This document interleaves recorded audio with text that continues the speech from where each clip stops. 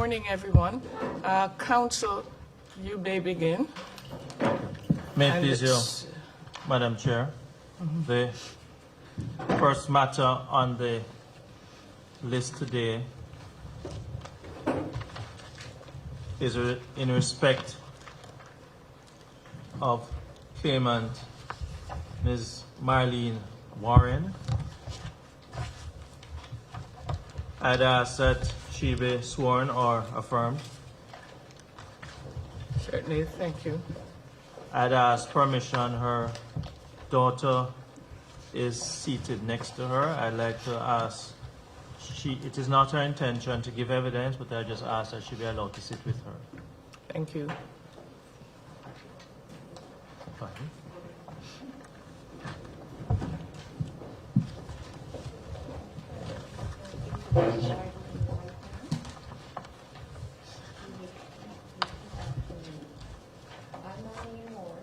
I, Marlene Warren, swear by Almighty God That the evidence I shall give that the evidence I shall give shall be the truth, shall be the truth, the whole truth, the whole truth, and nothing but the truth. and nothing but the truth. Thank you very much. Should we swear both of them at the same time, Council, so that we don't interrupt? Madam Chair, my understanding is that the daughter, her name I can't recall, no, my apologies. It is not her intention to give evidence. I see. Just to be support to mom. Okay. Yeah, Madam Chair. Fair enough. Thank you.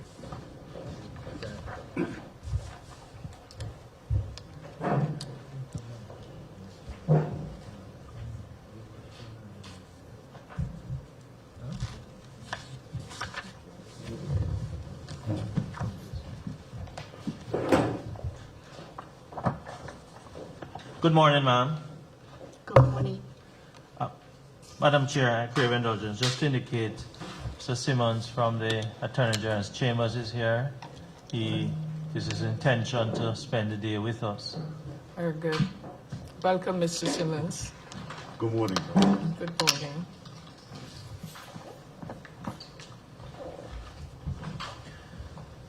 Could you state your name, madam? My name is Marlene Warren. Where do you reside? I reside at 15 Red Kiln Road, Hamilton Parish, And that is in Bermuda. in Bermuda. Thank you. Yes.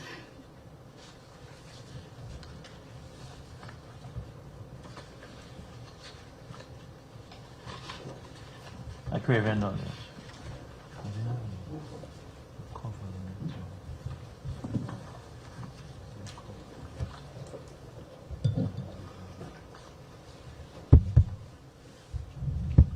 I crave indulgence.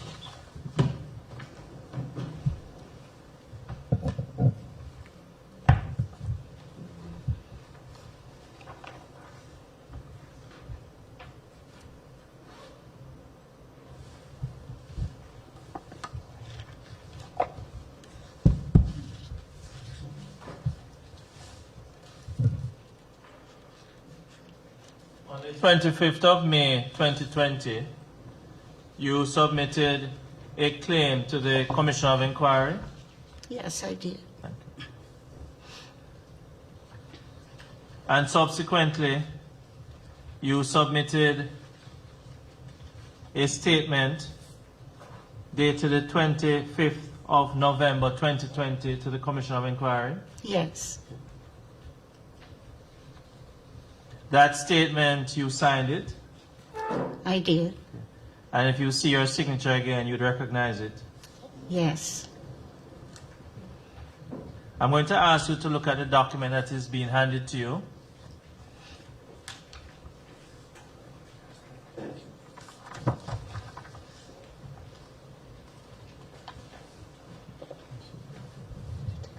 Thank you. What is that, madam? This is a witness statement of Marlene Warren on behalf of Solomon Thaddeus James Fox and Rose Elizabeth Sinclair Fox. And you see your signature there, ma'am? Yes, sir. Okay. Are you able to tell us what's in the statement without reference to the statement? not word by word, but Would you like to refresh your memory from that statement? yes. Permission for the witness statement dated 25th November 2020 to be tendered as an exhibit.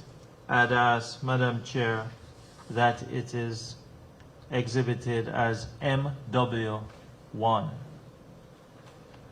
It's MW? Yes, Madam. MW1. W1, the statement of Mrs. Marlene Warren.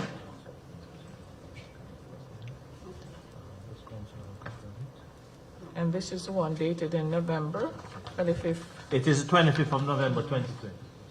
Thank you. It's so entered as Thank you. Exhibit 1.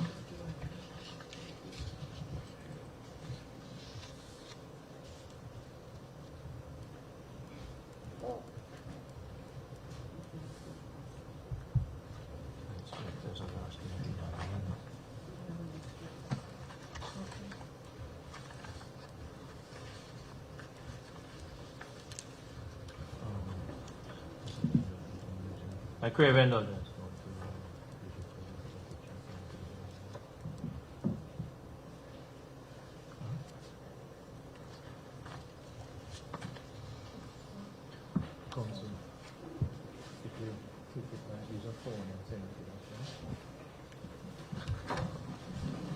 Crave indulgence.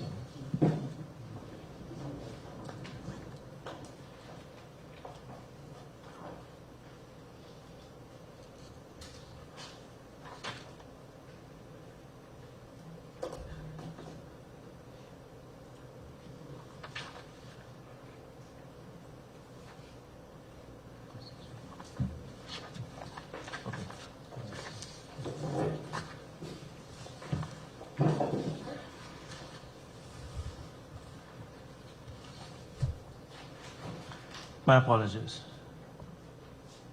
Is it Miss or Mrs. Warren? Mrs. Thank you. Mrs. Warren, you're a descendant of Solomon Thaddeus James Fox and Rose Elizabeth Sinclair Fox. I am. And what is the relation to you to them? I'm their granddaughter. Thank you. Could you take us through your statement from paragraph 2? Number 1. Please, go ahead. I am a descendant of Solomon Thaddeus James Fox and Rose Elizabeth Sinclair Fox, who were my paternal grandparents. Please continue. Solomon Thaddeus James Fox and Rose Elizabeth Sinclair Fox were subject to the historic losses of property in St. David's. They suffered the loss of their home and property in order that the U.S. government could build the U.S. base. Solomon Thaddeus James Fox was born March the 7th, 1874, and passed November the 18th, 1944. And Rose Elizabeth Sinclair Fox was born August the 1st, 1877, and passed on February the 8th, 1948. The land in question, known as Case 28, lot number D66, was described in the Bermuda Archive records as an area comprising of 0.20 acres with good views of Castle Harbor. The property also consisted of an 8-foot right-of-way to the water of the said harbor. The home of Solomon Thaddeus James Fox and Rose Elizabeth Sinclair Fox was described to be a 4-room wooden house with a wooden roof and surrounding property that contained several fruit trees, bananas, oranges, lemons, and grapevines. As well, there was a vegetable garden.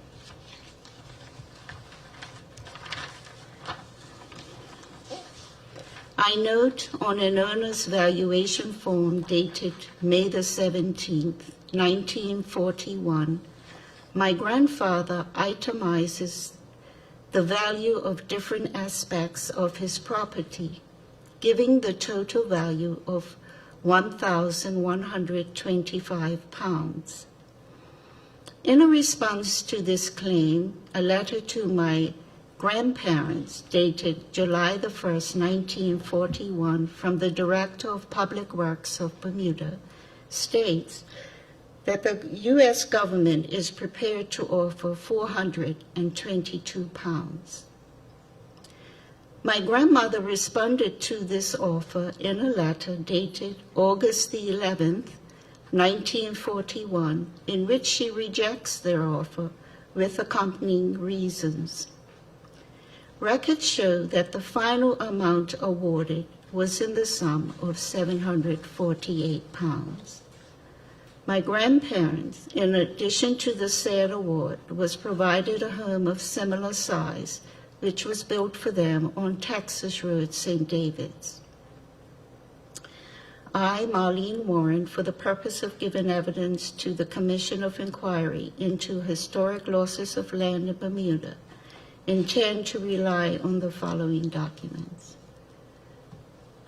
Do you wish me to read all the documents? You could refer to the documents that are described in that part called description, please. First, the letter dated May the 25th, 2020. Certificate of birth, Mr. Royden Fox. I just asked you what I'm going to do. We're just going to take them one at a time, Okay. and I'll show you each. So the Okay. letter dated May 25, 2020. All right.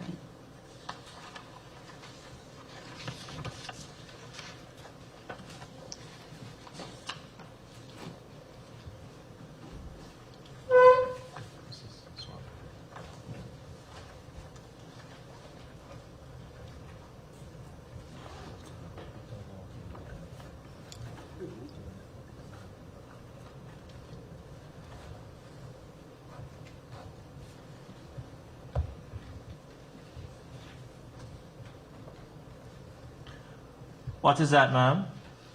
This is a letter which I wrote to the Commission on May the 25th, 2020. And that is what reference is being made to you by now in the description. Yes. Okay. I'd ask, Madam Chair, that document is tender admitted as exhibit. 2. That's MW2. MW2, thank you.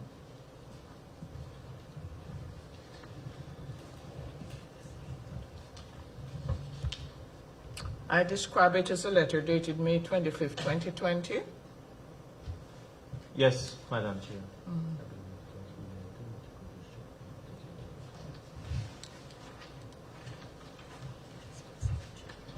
The document was short to be exhibited, projected on the screen.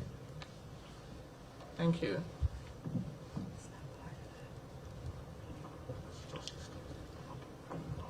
You may continue, Madam. The second document. The second document is the certificate of birth, Mr. Royden Fox. Just one moment, ma'am.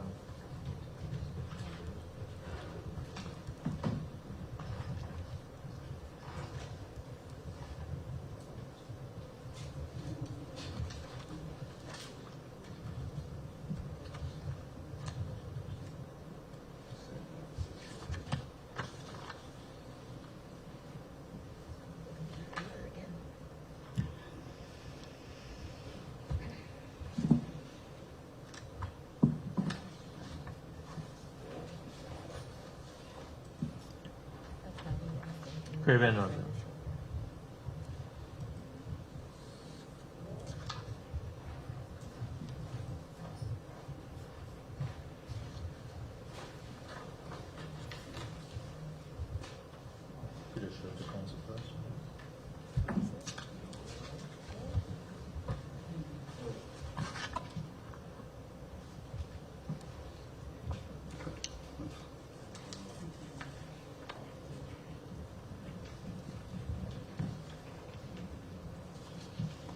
What do you have there, Madam?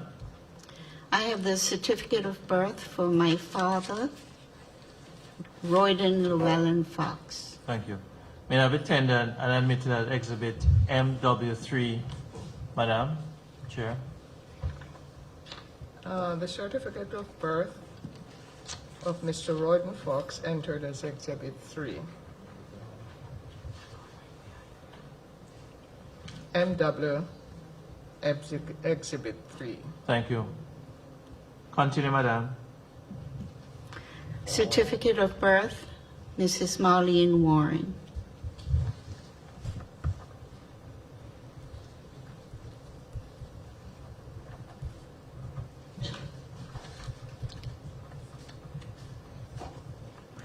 Sir, that should read Marlene Fox.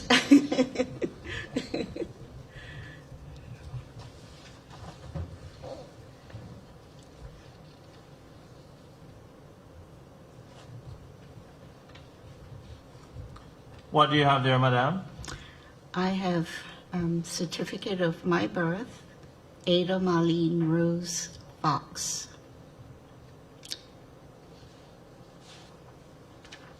Even though in strict legal terms this would be deemed self-serving, the witness, I asked that her birth certificate, her own birth certificate, which she aids,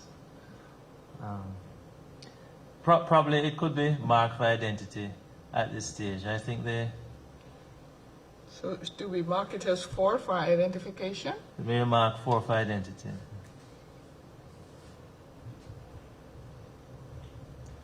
And might I just indicate, Madam Chair, that the witness has indicated that in respect of MW1, Yes? on the second page, there's an entry under the word description, which has certificate of birth for Mrs. Marlene Warren. The witness has indicated that it properly should read Marlene Fox because that was a name at birth. However, the exhibit has the name Mrs. Marlene Warren. So you say this is at page 2 of It's the... at page 2 of a 3-page document, MW1. It has certificate of birth of Okay. Mrs. Marlene Warren, Fox. but Thank you. she is giving evidence further to the exhibit to indicate that it properly should read Marlene Fox. Okay. She's Marlene Fox, now Warren, yes? Yes, Madam Chair. Fox. Warren is now Fox. But now Fox. she's now Mrs. Fox? She put her name down by accident, so now it becomes Fox. No. But, yeah, but what was she born? Her birth name was Fox? But you can't indicate here because it would be self-serving for her to add our birth certificate.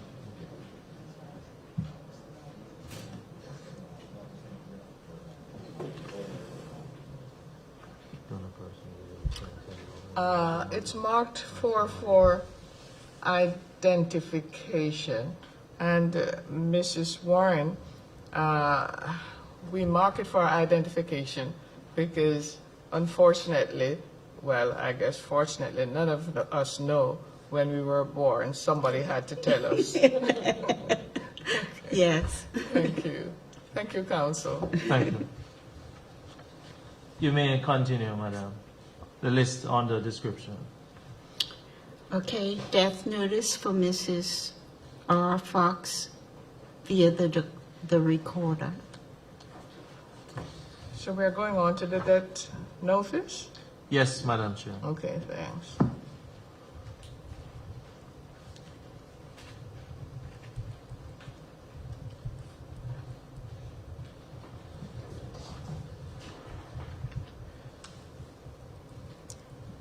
May I say something? Sure. These 3 exhibits were to basically prove that I am who I said I was. That's fine. Okay. Yes, we have no doubt of that, but it is just a legal requirement that I understand that I brought to the attention of the chair and that the chair is confirming. Okay. In law, none of us are able to speak to our own birthday. Someone else would have to, your mother could sit there without a document and speak to the day you're born, but you can't do it for yourself, respectfully. Okay. Okay. What do you have there, madam? I have a notice, a newspaper notice from the recorder. I don't have the date. The date, But could you look at the foot of that document? Yes, this was just the date of her birth and her death, but I don't have the date of the recorder. Okay. And how do you know it's from the recorder? It's from the archives. Okay. So it's the death notice of Mrs. R.E.S. Fox, Rose Elizabeth Sinclair. Just a moment, madam. I'm sorry, it's from the library, Digital collection. digital collection of the library. I'm just going to ask you, just a moment, please. Could you start again? Where is it from? It's from a digital collection of newspapers from the library, Okay, which Bermuda library? Library, Which library? Bermuda. Okay, thank you. And what is the heading, the title? Death of Mrs. R.E.S. Fox. Thank you. I'm going to ask that that document is tendered and admitted as Exhibit MW5, Madam Chair.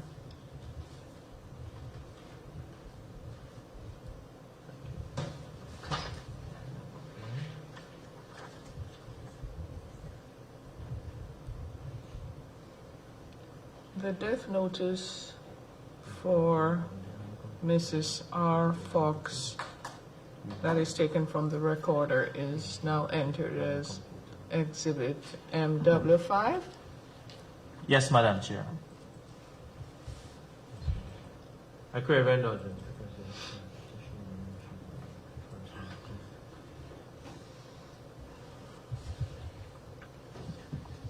Could you read the document for me, the copy of the document you have?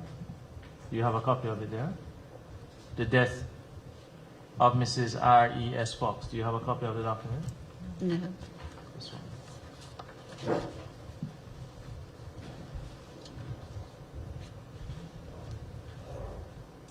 Just going to ask you to read the document into the evidence.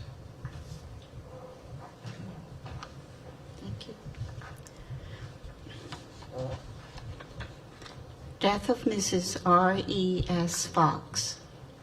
Survived by 3 sons and 6 daughters, Mrs. Rose Elizabeth Sinclair Fox, niece of the late Henry Mortimer Fox, who was known as the uncrowned king of St. David's, died at her home at 1:15 a.m. on Sunday and was buried at the Chapel of Ease, St. David's, at 4:30 p.m. on Tuesday. Mrs. Fox, who lived on St. David's all her 71 years, was the daughter of the late Mr. and Mrs. Charles E. Fox. Her 3 sons are Harry G. Fox, Mr. Charles McLeod Fox, and Mr. Royden Fox. The 6 daughters are Mrs. Valletta Henson, Mrs. Charles Griffith, Mrs. John Verby of New York, Mrs. Campbell O'Connor, Mrs. Stacy Fogo, and Mrs. Sidney Carlington. Her surviving sisters and brothers are Mrs. Frederick Fogo, Mrs. Elsie Fogo of New York, Mr. Albert S. Fox, and Mr. Charles Warbaby Fox. Thank you. You're welcome. Could we continue in respect of the documents you intend to rely on? Base colonies in the Western Hemisphere, pages 51 and 52.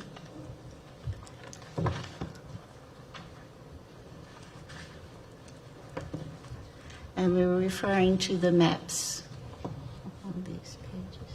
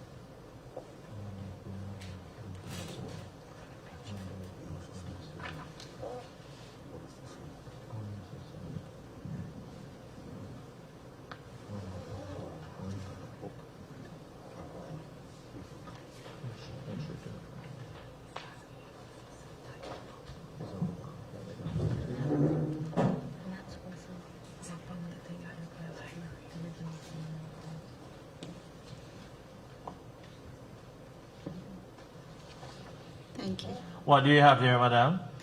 I have an excerpt from the book, Base Colonies in the Western Hemisphere by Stephen High, page 51, entitled St. David's Island, from the chapter Tourism Politics of Base in Bermuda. And I draw reference to the map at the bottom. And that is a map. What map? The map depicts what, madam? The map is a map of the area that was given to the United States base, United States for purpose of building the base. Thank you, madam. You're welcome. And I'm sorry, on page 52 is a magnified version of the area where my grandparents' land was located, on page 52. Thank you. I'd ask that those 2 pages, which are from pages 51 to 52 of the book Base Colonies in the Western Hemisphere, authored by, here, minus the name of the author. Stephen High. Thank you. That will be tendered and admitted as Exhibit MW6.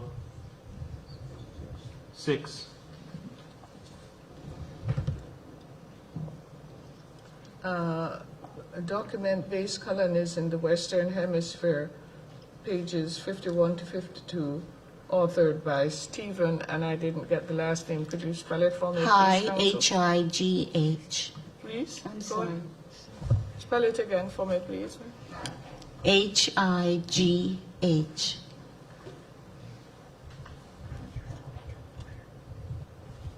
By Stephen High, is entered as MW6. Thank you very much.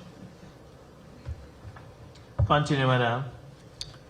Base Colonies in the Western Hemisphere, pages 55 to 57.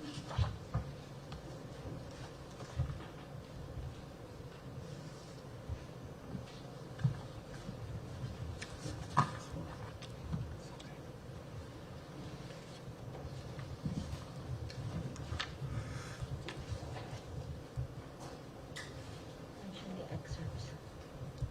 Excerpts. What do you have there, madam? This is also, these are 2 pages also from, How many pages you said? actually 3, Thank you. 55, 56, and 57, from the same book by Stephen High. And you, go ahead. And I'm referring to the section entitled The Tourist Aesthetic and Property Valuation, and especially the last paragraph on page 55, the last paragraph on page 56, and the top of page 57, in which he references my grandmother's letter, which is also in your documents, Just remind me of your grandmother's name. Rose Elizabeth Sinclair Thank you. Fox. Thank you. I just asked that that document 3 pages, which is also taken from the author, Mr. Stephen High. I'd ask that those 3 pages, pages 55, 56, and 57 from the book Base Colonies in the Western Hemisphere, that the extracts be tendered and admitted as Exhibit MW7. A document, Base Colonies in the Western Hemisphere, pages 55, 56, and 57, authored by Mr. Stephen High, is now entered as MW7. I have to make a correction. It should be Dr. Stephen High. Sorry. Thank you very much, madam. Should be, Dr. High, okay. and not Mr. High. Thank you.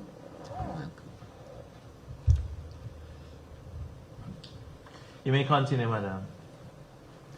St. David's Land Titles Registration, which is a plan.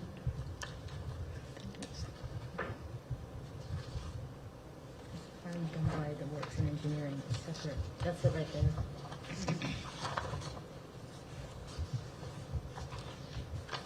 Yeah, and that one page, so that's the full file, but you only need the last page. Thank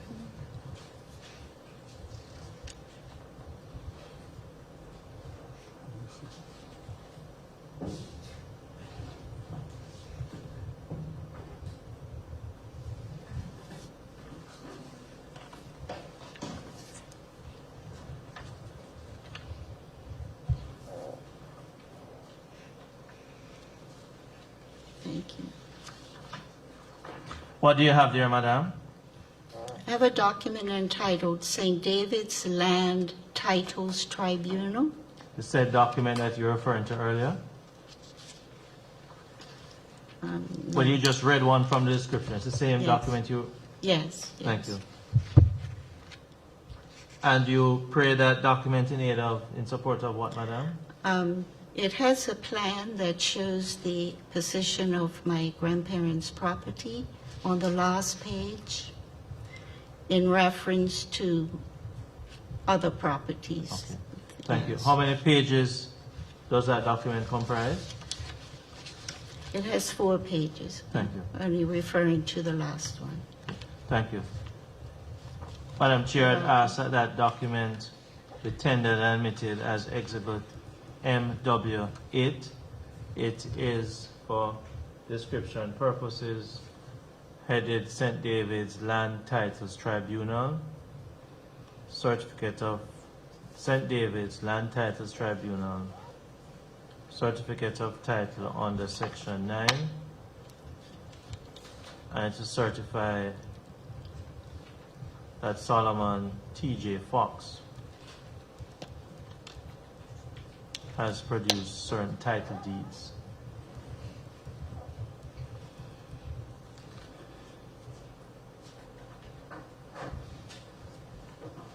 If I leave it to St. David's Land Title Registration Plan that shows position of grandparents' property, i.e. St. David's Land Title Tribunal, would That's that sufficient. suffice, Council? It will, Madam Chair.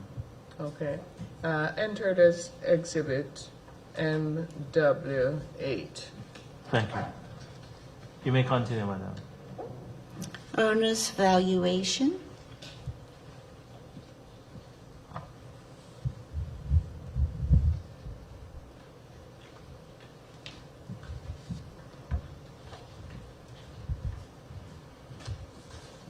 Unfortunately, all of this comes from the same file.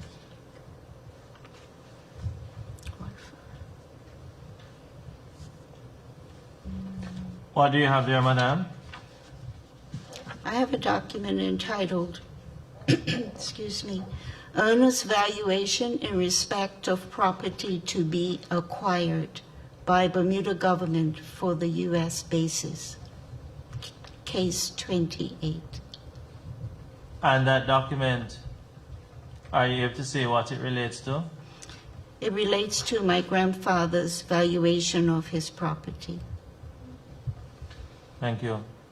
Might I ask that document, which is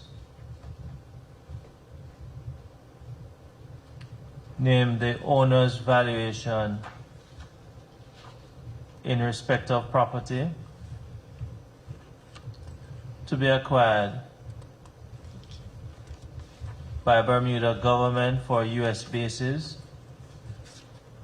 case 28, I ask that it be tendered and admitted as Exhibit MW9.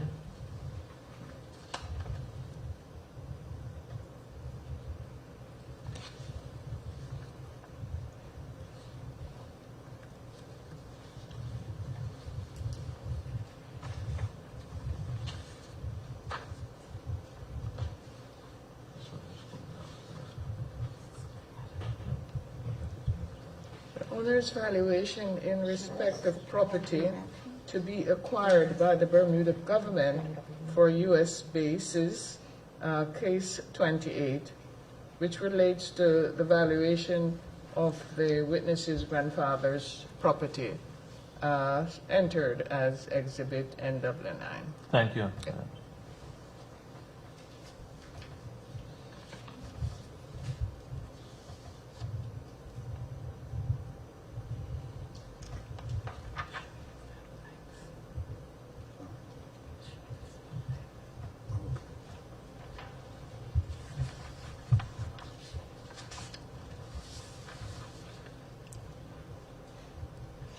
What do you have there, madam? I have a hearing dated the 6th of October 1941 for case 28. Thank you. You're welcome.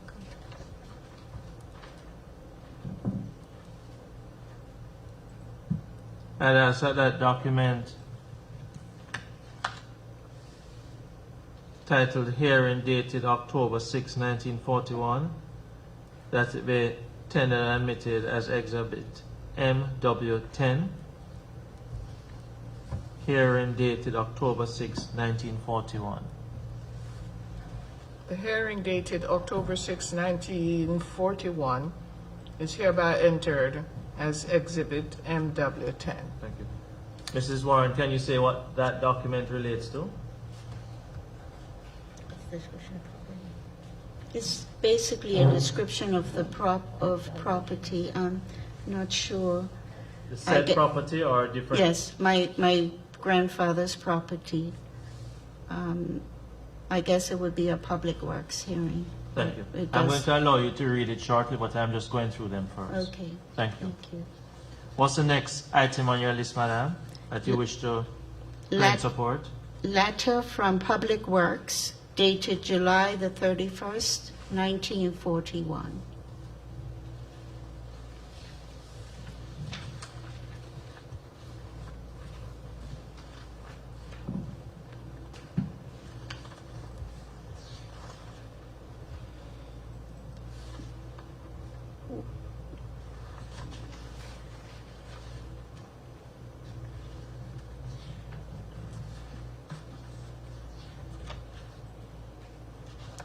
I have it. What do you have there, madam? I have a letter written by the Public Works Department, Hamilton, Bermuda, on July the 31st, 1941, to my grandfather, Mr. Solomon Thaddeus James Fox of St. David's. And it relates to the said property owned by your grandfather, madam? Yes. Thank you. I'd ask that document be tendered and admitted as MW11.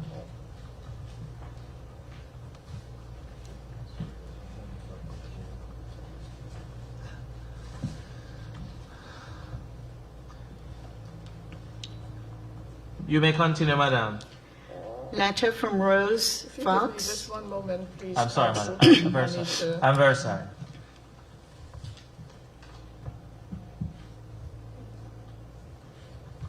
The letter from Public Works Department dated July 31st, 1941, written to grandfather regarding the property owned by him, is now entered as MW11.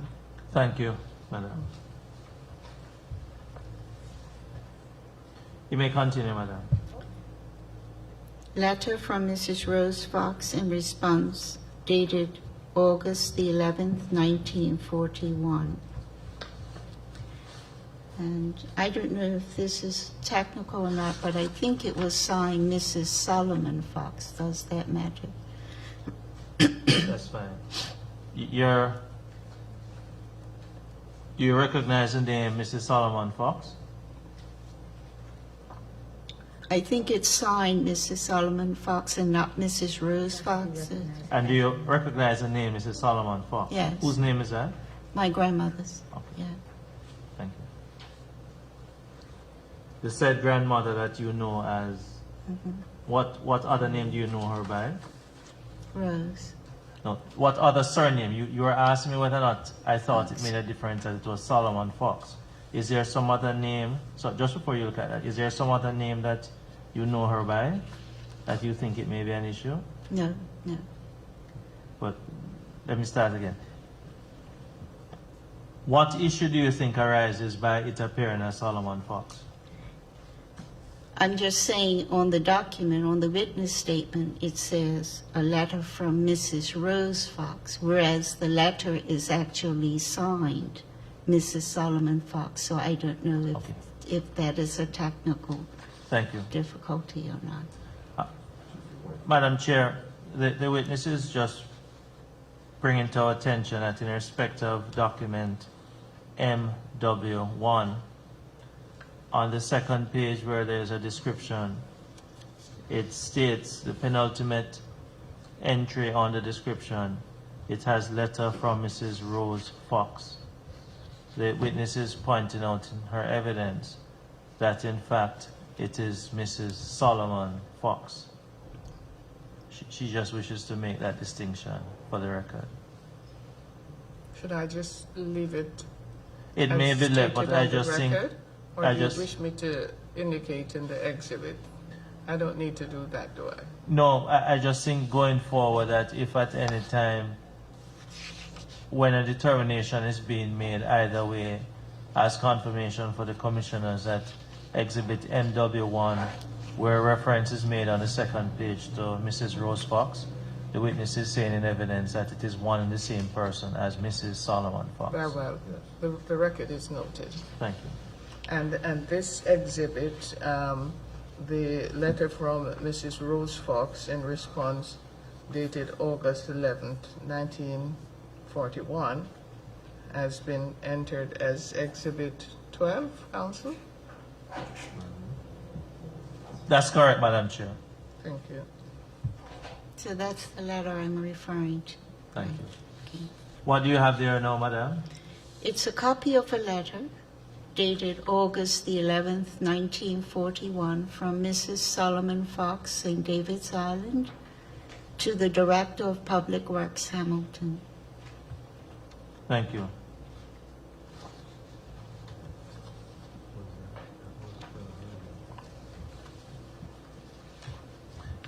You may continue, Madam. What? Final offer letter. You need that one. Final offer letter dated May the 19th, 1942. And what does that relate to, Madam? It's from the Office of the Official Arbitrators, Reed Street, Hamilton, Thank you. to my grandfather with the final offer for their property. Thank you. I'd ask that document, which is named, which is being given a designation as final offer letter dated May 19, 1942. I ask that it be tendered and admitted as Exhibit MW13.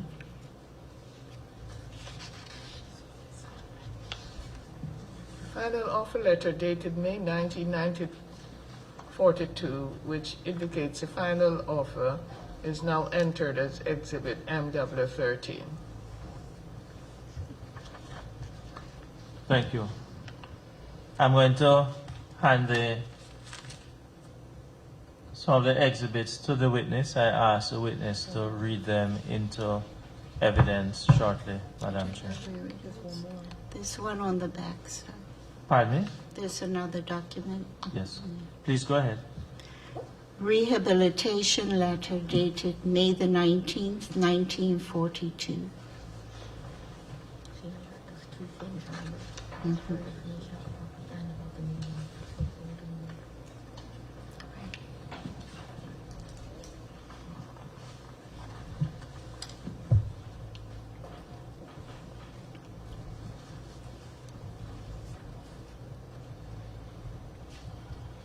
Thank you. And what do you have there, Madam? It's a document entitled Solomon Thaddeus James Fox, and I'm not quite sure if it's an official letter now that it's mentioned as a letter. But it's from the chairman of St. David's Committee, and it mentions the rehabilitation on the 19th of May, 1942. And how many pages does that document comprise of, Madam? One page. And it relates to the rehabilitation of what, ma'am? Of my grandparents to Texas Road. Could you repeat the last two words? Of my grandparents to Texas Road, St. David's. When you say to Texas Road, what do you mean? It means that's where they were moved, that's where a home was built for them after they had to sell their property. Thank you. I'd ask that that document be tendered and admitted as MW13. 14, I'm sorry. 14. Yeah. And how do we characterize it, counsel? The letter dated May 19, 1942? Madam Chair, the witness has corrected herself and indicated it's not in fact a letter. She refers to it as one page, but it's in fact, They're the same. well, I won't give evidence, but I'll hand it to her again. But The second page is the same thing, it's just not clear. So the top page is a clearer version. so Second page. And top page, what does the top page say? it's the exact thing, but the witness is indicating one is a clearer version of the other. Oh, I see. So there are actually two pages, but one is a clearer version. That is, I asked that that be tendered and admitted at exhibit MW14.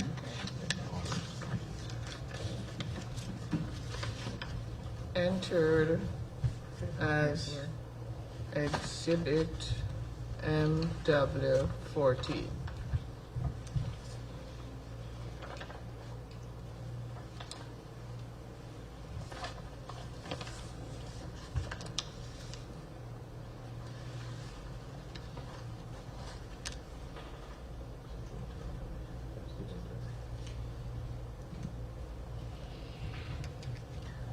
Madam Chair, I'm just handing the exhibits to the witness from exhibit 3 through to 14.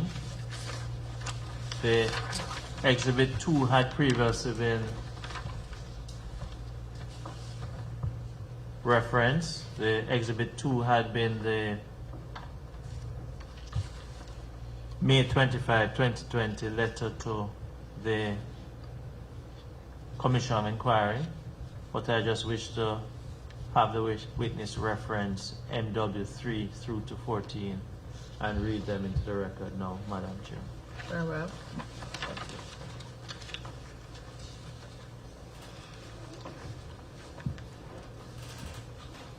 May proceed, starting with each document, and you could read the contents for us. From exhibit 3, I believe. Yes, Madam Chair. Yes. Exhibit 3 is a certificate of birth of my father, Royden Llewellyn. And his father's name was given as Solomon Thaddeus James Fox, and his mother's Rose Elizabeth Sinclair Fox, born Fox. He was born on March the 20th, 1916, in St. David's Island. Thank you. Yeah. Certificate of number 4, And when you say number 4, you mean what? It's, MW4. thank you. I just asked you before each document just to read that designation for us. Okay. Thank you. MW4 is my certificate of birth, Ada Marlene Rose Warren, and it I'm sorry, I think that it may have been marked for identification. Ada Marlene Rose Fox. Okay. Sorry. So you can, you need not read that one. Okay. You may go to the next one for us. All right. MW5 Thank you. was the death notice. I already read it. You want me to read it again? No need to read it again.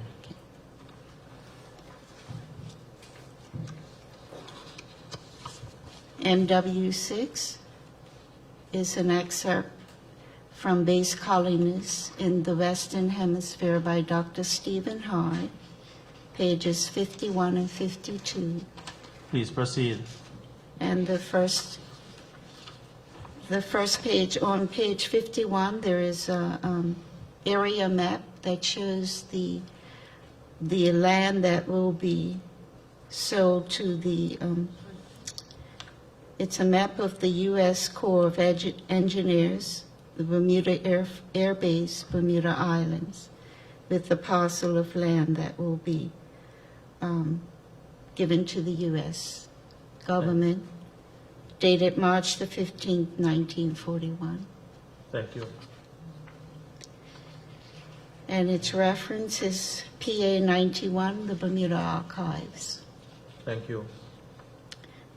On page 52, there is a larger version of the area of land that shows my grandparents' lot.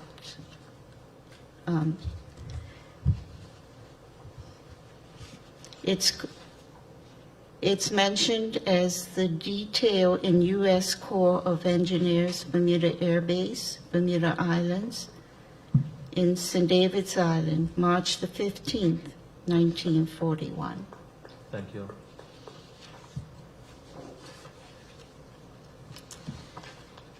MW7 is an extract from pages 55, 56, and 57, base colonies in the Western Hemisphere.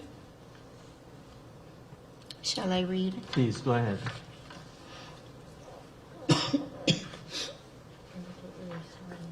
I'm starting at the last paragraph on page 55.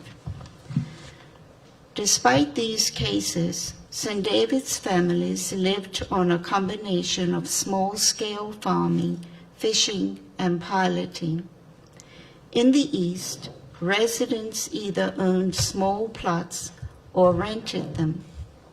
Grover Lamb supported his wife and 3 children from selling produce from his fruit trees and from fishing, whereas Marie Borden sold vegetables.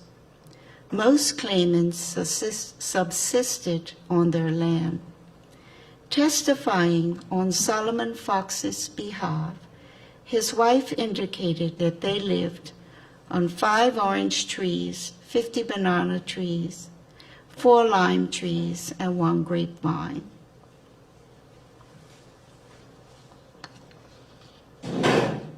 I'm also reading from the last paragraph on page 56 and the top of page 57.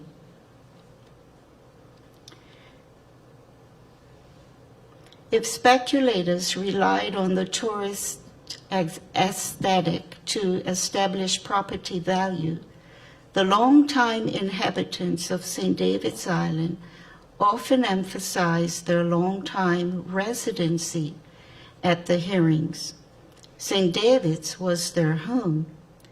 This separate discursive line was shared by white and non-white property owners. When Solomon T.J. Fox rejected the American offer of £422 for his property, his wife expressed their concern that the visitors were not in a position to know values as they do not know conditions here.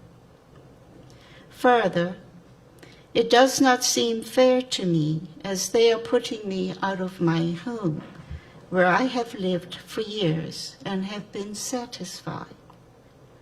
Noting that her husband was disabled and unable to work,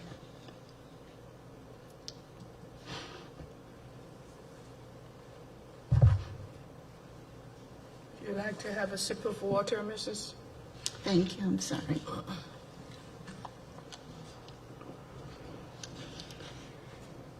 She indicated that it would be impossible to start a new life under the conditions offered us by the American government. The couple therefore hoped that the arbitration board would give their claim fair consideration. You all realize, I am sure, she said, that in giving up this, we are giving up something that is a part of us.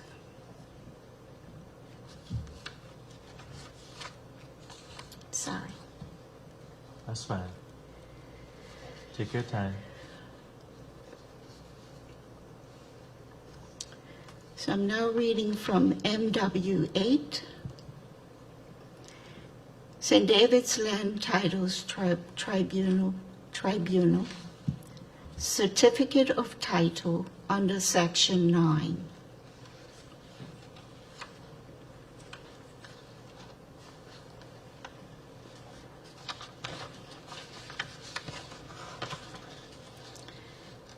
And I'm referring to a What appears, I'm sorry, what appears on the second page of the document? Solomon Thaddeus James Fox. I'll refer to that page later on.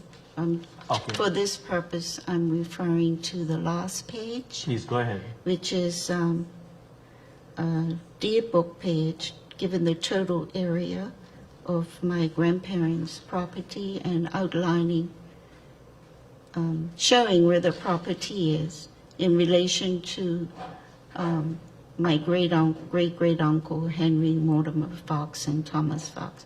So it's just showing the area and the right-of-way that goes down to the harbor. Thank you. And in the corner, it has Corner land. of the set page. Yes. Bermuda Air Base, Bermuda Islands. Land acquisition property of Solomon T. Fox, St. David's Island, St. George's Parish. U.S. Engineer Office, St. George's, Bermuda, March 1941. Thank you.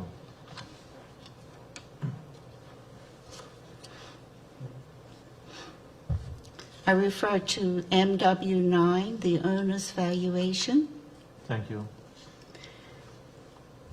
and it reads owner's name in full. In fact, it's entitled Owner's Valuation in Respect of Property to be Acquired, Case 28.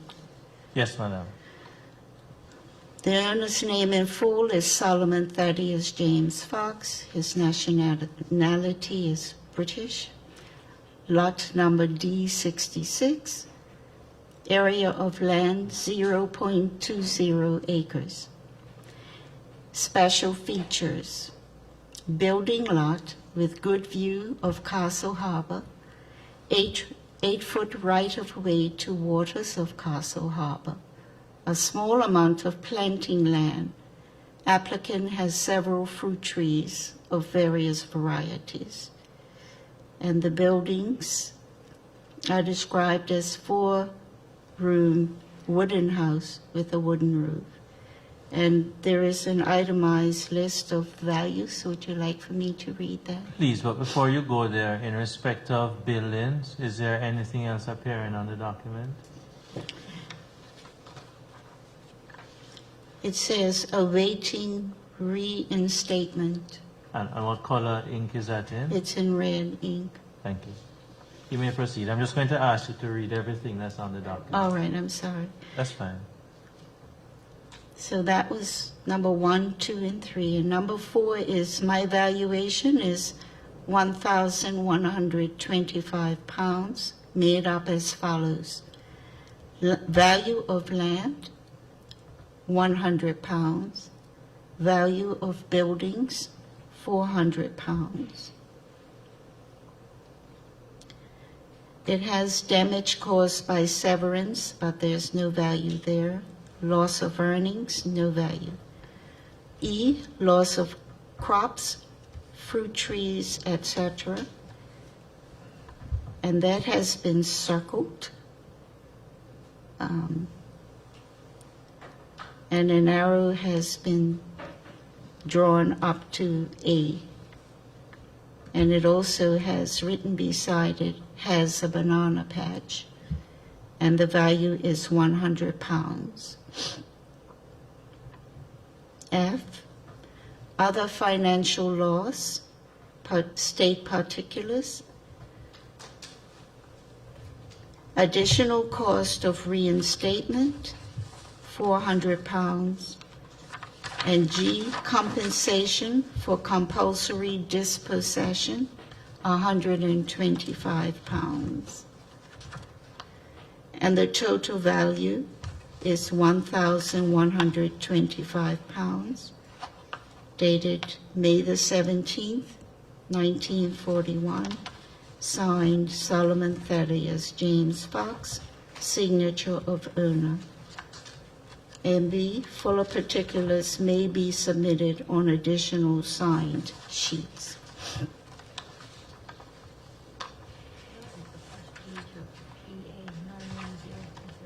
Yes. Is the document dated? Yes. May 17th, 1941. Thank you. Thank you.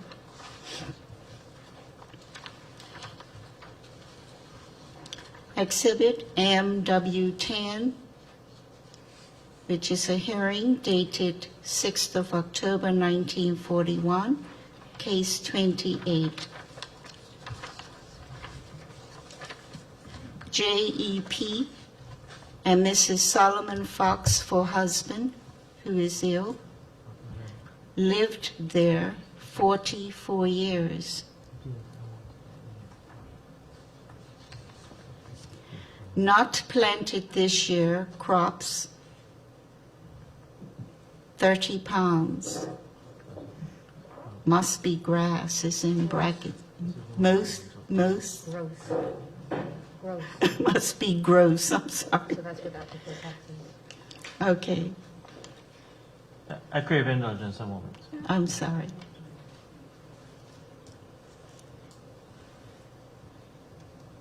Can you read all the other stuff?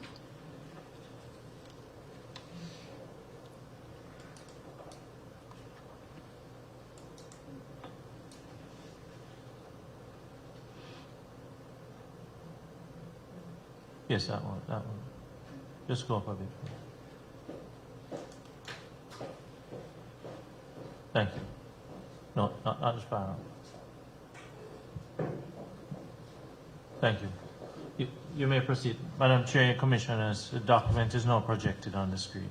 That's it, the document that is being read. It is now projected on your screen. Oh, thank you. You may continue, Madam. All right.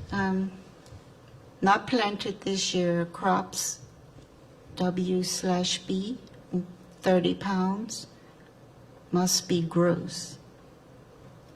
5 big orange trees, sour, bearing. 50 bananas. 3 loquats, not bearing yet. 4 limes. 1 big, bears, and 3 small. 1 grapevine. To reinstate on taxes. Board of Works, B of W, will build. 2 moves, claim 15 pounds, which includes an ambulance. Do you want me to read all of this down the bottom? I don't And think below, what does that appear to be? I don't need it to read, but what does it appear to be? It appears to be the land valuation of Remember house, tank. house, for the H stands for house, Well, another way. W stands for walls, the valuation of the property. Okay. As I said, I'm not giving evidence, but does it appear to be calculations that were done? Yes, Okay. yeah. Do I, Okay. You may proceed. I don't need to read No, that? you don't need to read Okay. that. Thank you. Just for the record, Madam Chair, as I say, I'm not giving evidence, but it appears to be calculations that were done at the hearing by the panel that conducted the hearing.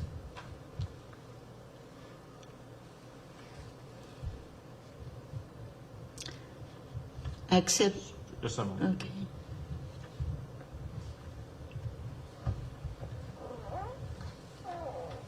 Could you just share with us what is it that appears at the foot of that document? And the color ink, what is at the last line? It appears right at the bottom. There is a red ink that says, "This is it," with an arrow pointing to 748 pounds.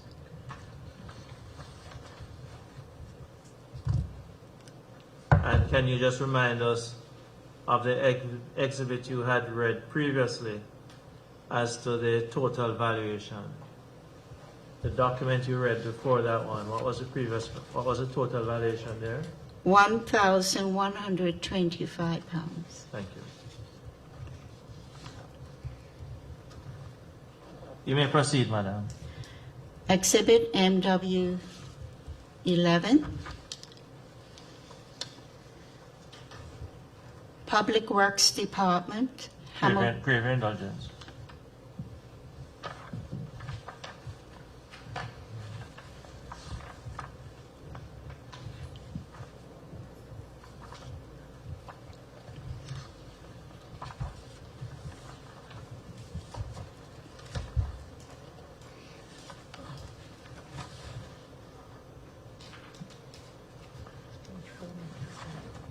Could you just go back up? Yes. It's Not that one. it's number 4. And it's- Go down probably.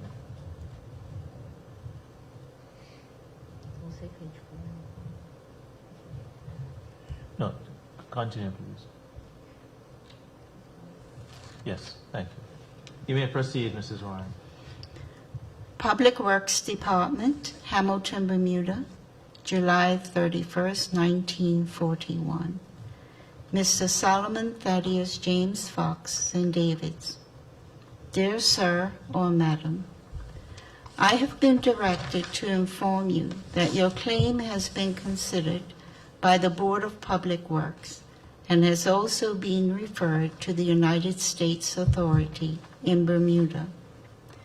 The United States government is prepared to agree to the payment of 422 pounds to you in full compensation for the expropriation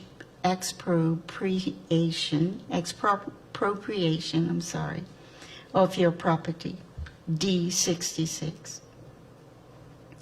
It is pointed out that the above figure represents the highest that the board is permitted to offer you, but that you are not compelled to accept it.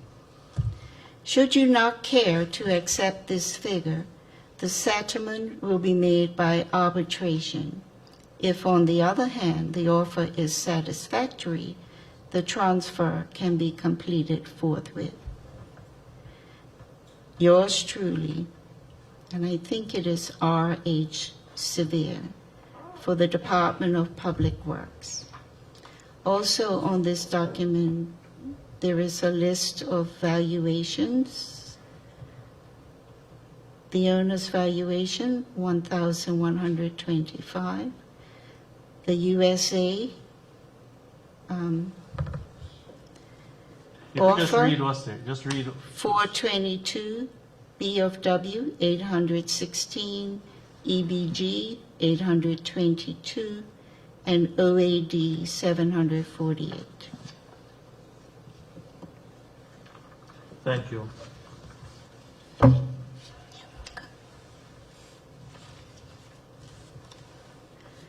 Exhibit MW12.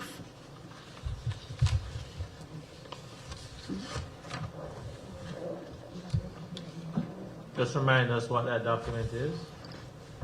This is a copy of a letter dated August the 11th, 1941, from Mrs. Solomon Fox, St. David's Island, to the Director of Public Works, Hamilton. Dear Sir, in reference to your offer submitted by the U.S. government in settlement of my claim for lot and house marked D66 of 422 pounds, I must state that I cannot accept. It is out of the question for the United States government to make any offers such as this, as I do not believe they are in any position to know values, as they do not know conditions here. It does not seem fair to me, as they are putting me out of my home, where I have lived for years and have been satisfied. And to me, the value is even above that which was submitted to me in your first compensation or offer. I considered that offer fair,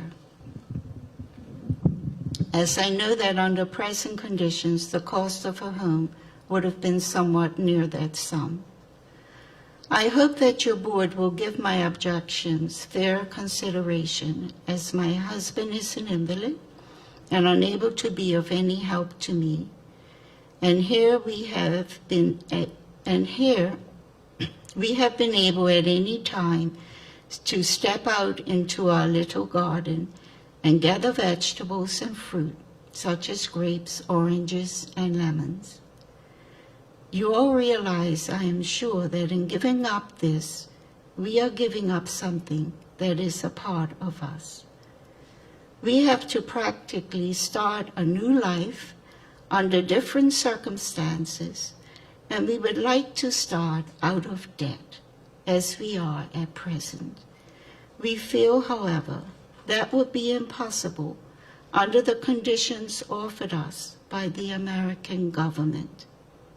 Sincerely hoping that this matter will be taken up shortly and adjusted to the satisfaction of all concerned, I remain yours truly, signed, Mrs. Solomon Fox.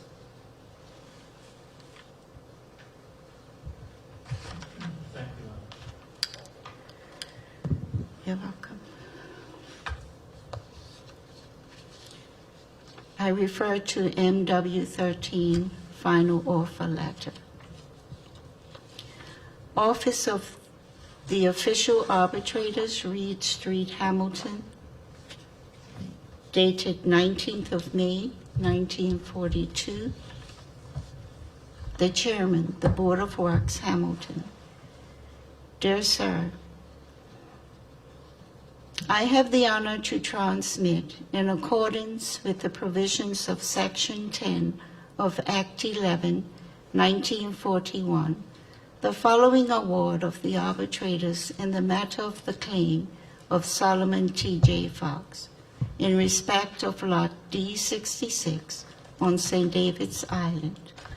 Just one moment, madam. That's not. Could you just remind me of the heading of that document so we can display it?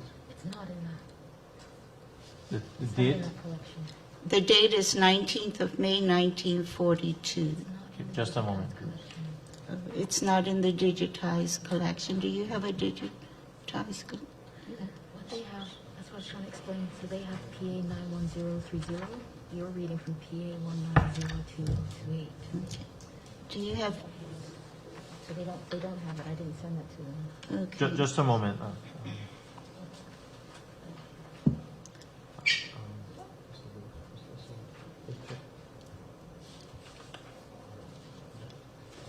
I crave indulgence. Okay.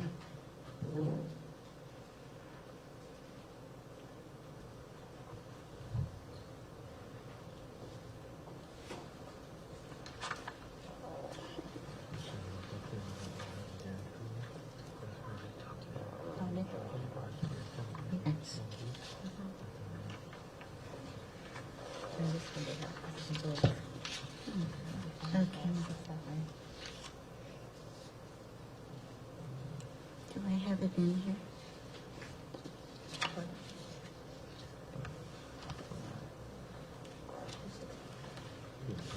I have it in this one. That's what it's from. I've been explaining the archives in two files. Photographs all the house. So we're trying to keep these. I crave indulgence. We already have that information. Okay. Thank you.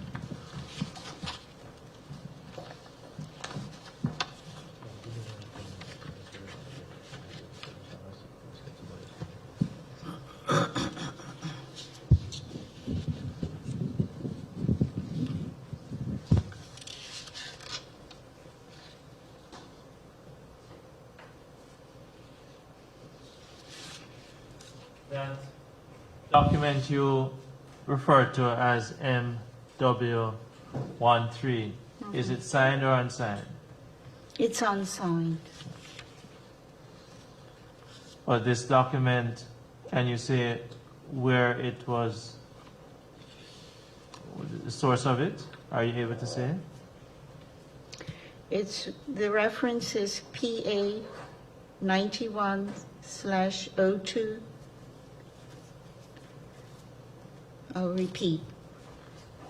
PA 9102/028, and it's from the archives, Bermuda archives. Thank you.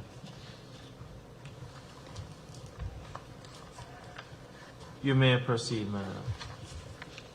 Thank you.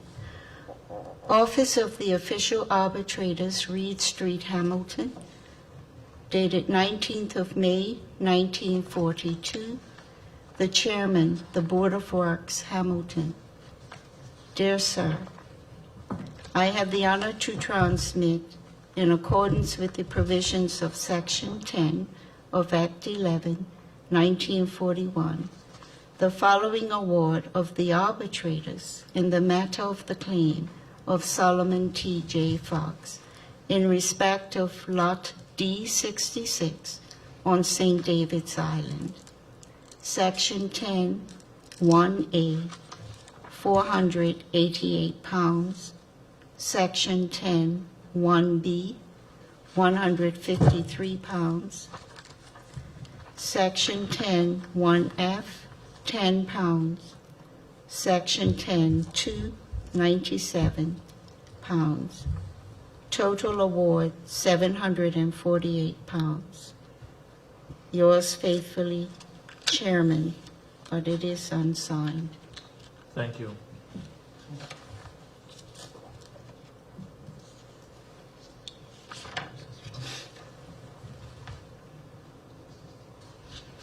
Is that it, ma'am? Exhibit MW14, Please proceed. Solomon Thaddeus James Fox, and it reads, and it has an R-1 up in the corner. Do you have a copy of that? I believe we have that. We'll project it in a minute. I just asked for a moment.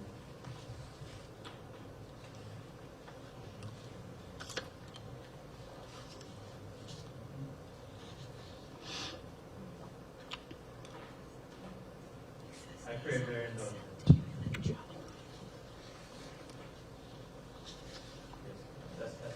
That's it. Mrs. Warren? Yes. Just, we're going to come to those afterward. Just continue what you're doing for me. Okay. In terms of R1. Madam Chair, the document is projected. I believe earlier the witness had indicated it's really one page, but the exhibit consists of two. One is clearer than the other. It's been projected on the screen now, madam. Very well. You may proceed, Mrs. Warren. Thank you. Solomon Thaddeus James Fox, sole owner of D66, consisting of 0.20 of an acre, on which was erected a 4-room wooden house, a stone privy, stone tank, and a rubble wall. Description and measurements, U.S. engineers. Number 1, 4-room frame dwelling, wood post foundation, pine flooring, interior walls unfinished, painted ceiling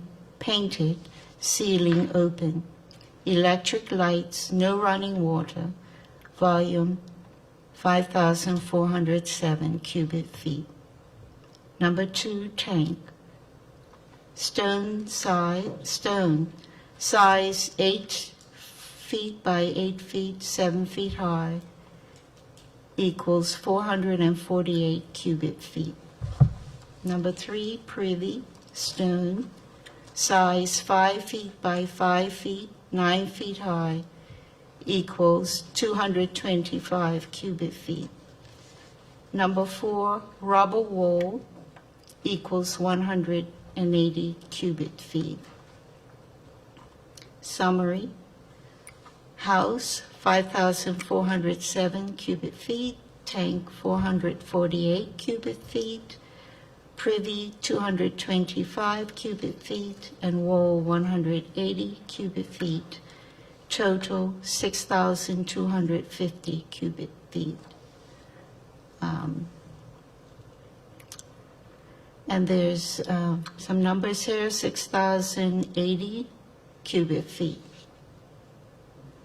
Basic, 1/8, PWD, 1/5, 430, 207, previous award, 278, reinstate, 153 pounds. And there is some numbers on the side there. H, 150, W, 187. There's other numbered letters are cut off. 118, J, 118, P, 158, and G, 153, given a total of 766, 153 pounds. The second section reads rehabilitation, 19th of May, 1942.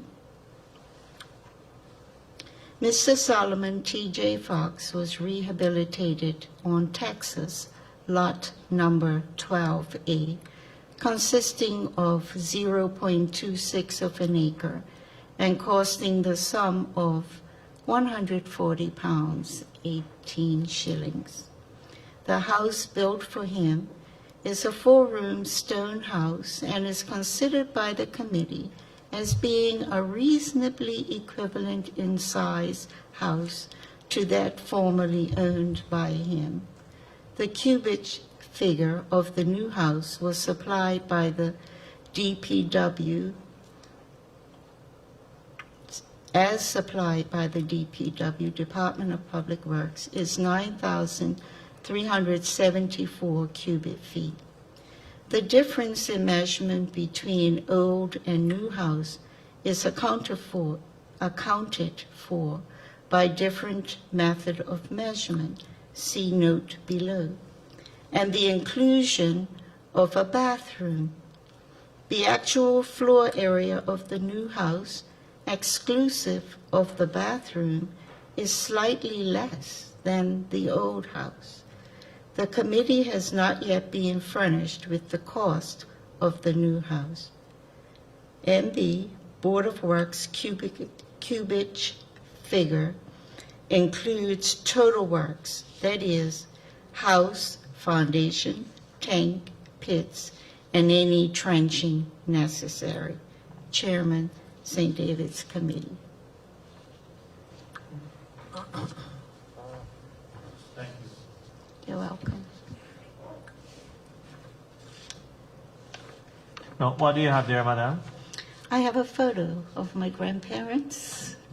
And you wish to bring it to our attention? Yes. I'm just going to ask that it is shown to council before you proceed. No, we'll take it to you.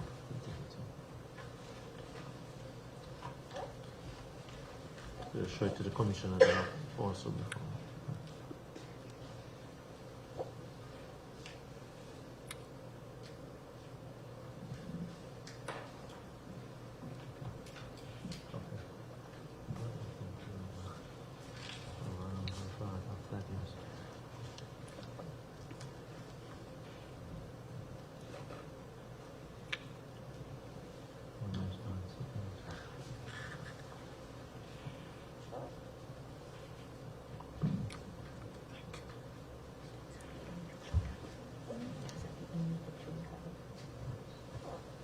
Mm-hmm.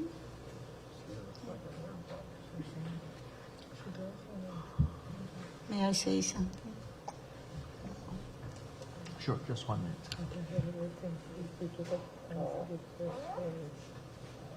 You may go ahead, madam. I just would like to publicly thank my daughter, Dr. Christy Warren, who did all of the research, and so that the commissioners will know that she did the research for me. I think, well, Madam Chair can speak, but I think I would like to thank her. It has been, I think, of all the cases I've seen, but we're not quite finished, it is the one that has been best put together in terms of all the ducks, for want of a better term, lining up in terms of the evidence. It is the best that I've seen so far. How come you can say that? Now, Madam, I'd like to show you, well, please, in respect of that photocopy, Yes. tell us what that is, please. It's a photocopy of my grandparents, Solomon Thaddeus James Fox and Rose Elizabeth Sinclair. It's the only photo I have of them, actually. And I just thought you'd like to put a face to persons that we were discussing today. Thank you. I'd ask that photocopy of the image of her grandparents. It is tendered and admitted as an exhibit MW 15.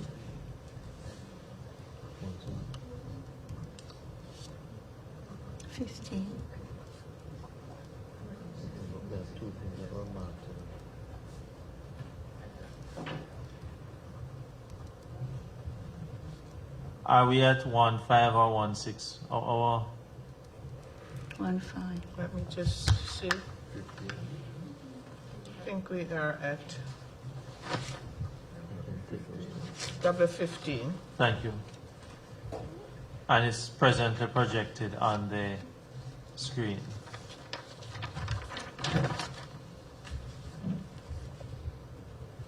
Actually, I do have another one of just my grandfather. I just So the remembered. photograph of grandparents Yeah. tendered and entered as exhibit WM15. Thank you. Now, And MW, this is all. sorry. I'd like to show you, ask you to have a look at some documents for me.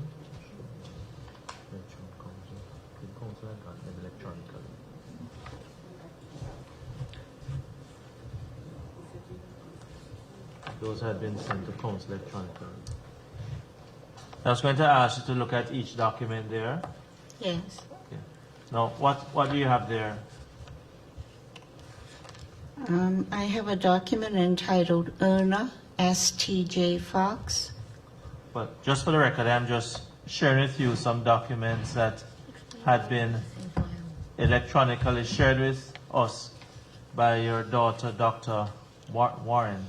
Yes. Dr. Warren. I'm just asking you to look at them now because they were given to us by your daughter.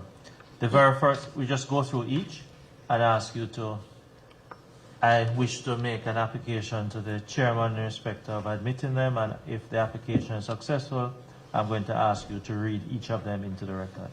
So let's start with the very first one. Okay, the very first one. They're all from a document referenced PA 91/030. I'm just going to ask you to go a little slower for me. But just tell me, without going into that reference, what are you able to tell me what the actual document is without reading the content? What really is it? What's the title of that? Can I speak to her for a minute? Pardon? Can I speak to her for a minute? Sure. Just turn off your microphone for me, please.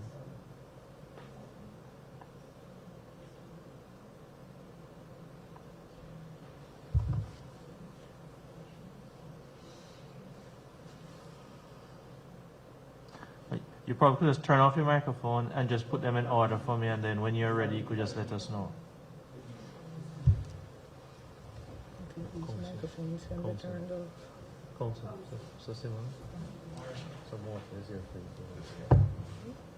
your scam, your scam.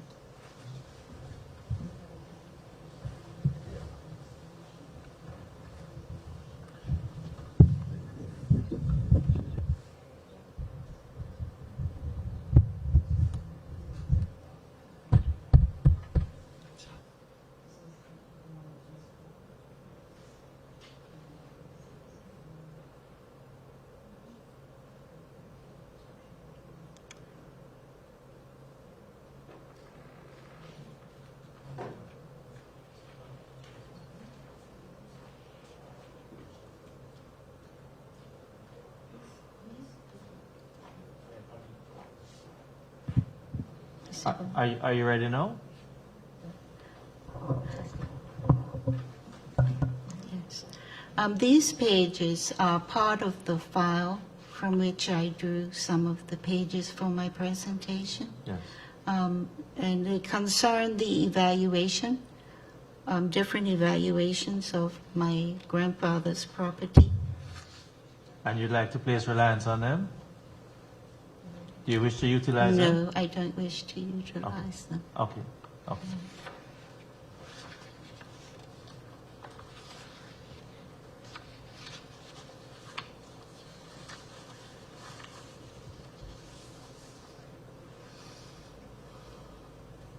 Now,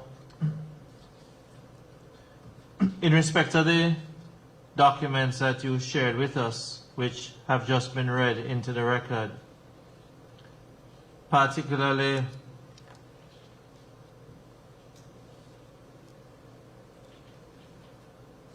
document which is titled Owner's Valuation in Respect of Property to be Acquired by Bermuda Government for U.S. Bases. It is exhibited as MW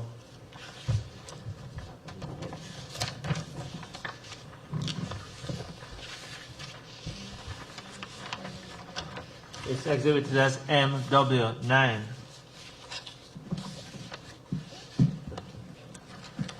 Yes. At number 4 of that exhibit. Thank you. Could you just scroll on the page for me? Thank you. At number 4, it indicates my valuation is 1125 pounds. Yes. And in reference to the previous exhibit, MW8,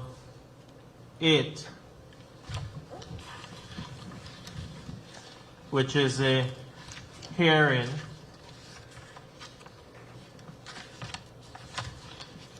notes. Could you scroll on for me, please?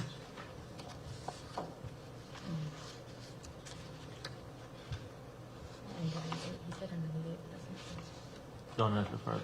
this one. He gave the wrong number. Are you, I'm just asking the clerk to assist me with the document, but I'm just asking her to take me to the foot of it. Thank you. all right, The hearing notes indicate that in respect of exhibit MW8, that at the end of the hearing process, the property value of 748 pounds was what was agreed upon in respect of the money that would be offered for the sale of the property. Do you wish to comment on that, Madam?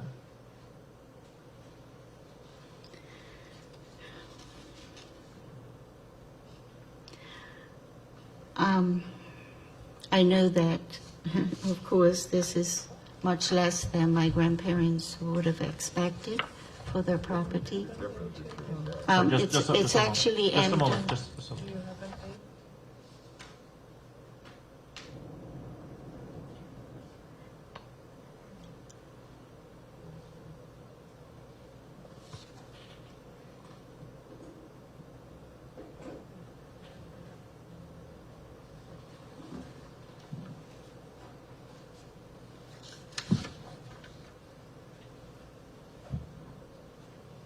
Subtract.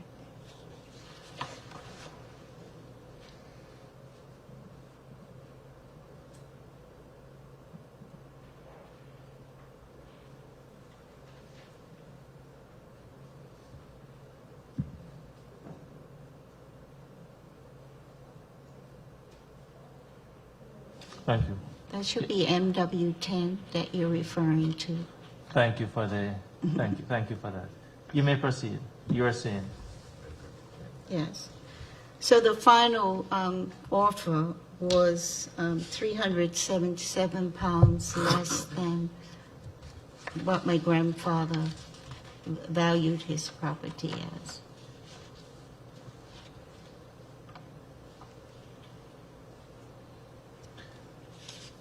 But in fact, the document owner's valuation in respect of property to be acquired. Can you say whether or not this is your grandfather's valuation or it is a valuation done by someone else? It's my grandfather's, actually signed by him, but this is not the signed copy. Thank you.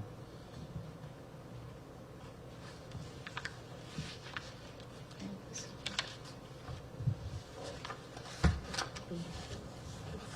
fine. And the fact that it was sold for less than the valuation price, do you wish to offer a comment in that regard?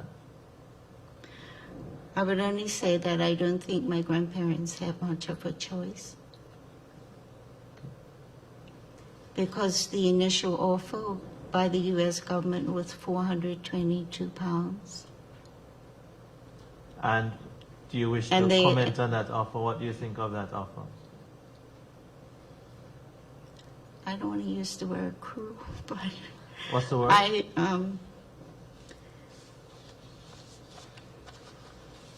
don't know if I can find a word to explain it. It was,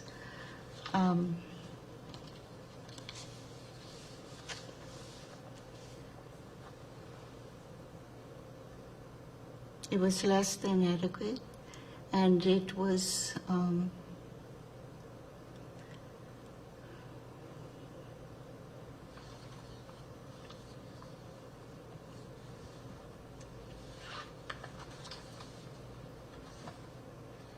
I'm looking for a word that describes unfeeling,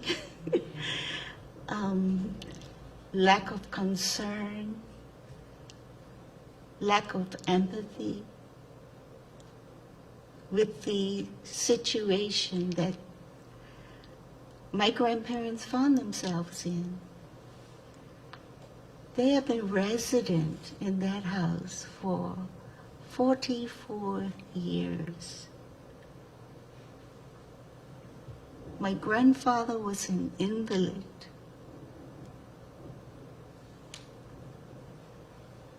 And they just have to pick up and move Texas Road. And has anyone here driven on Texas Road? No views of Castle Harbor, no right-of-ways where you can just run down to the water and jump in and whatever.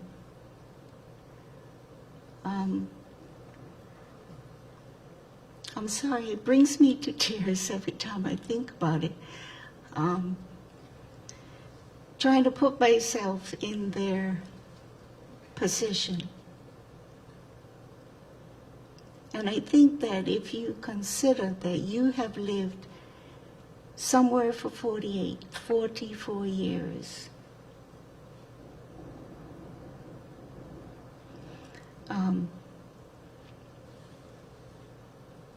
I think because this final offer, as they mentioned, this is the final offer, was 300 pounds more than the initial offer that they accepted it. But life was never the same for any of those people. This was, 1942? 1944, my grandfather died.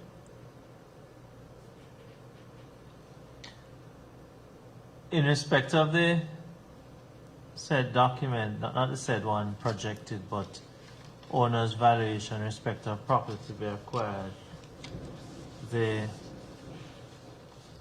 exhibit number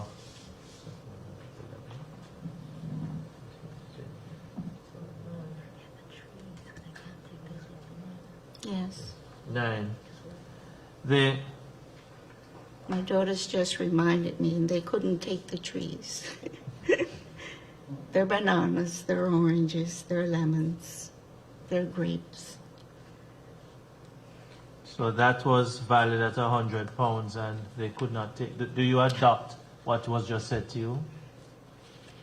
Your daughter hasn't, Dr. Warren has not been sworn, but she said something. Do you adopt what she just said to you? Yes, yes, she said, And- just reminded me that, And how do you feel? It is valid here at £100, but that which you have just adopted, it could not be taken. So you say that to say what? that now they have to live without those trees, right? Without that garden, the banana trees, the orange trees, lemon trees, lime trees. Sure, they could plant others, I'm sure. Now, the value of the buildings on the said dock exhibit is listed there as £400. Someone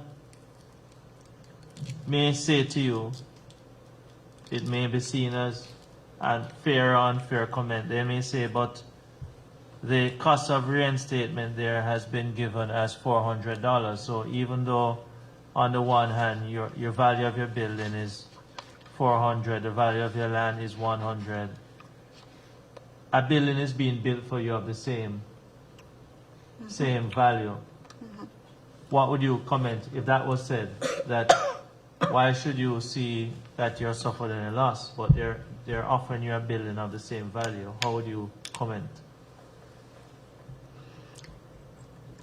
But I would appreciate the building of the same value, but you've taken me out of my beautiful environment. I now have no views. I do not have access to my plants. And if the person by extension would say that where you are living has no running water, a bathroom is being built, how would you comment in terms of that reinstatement?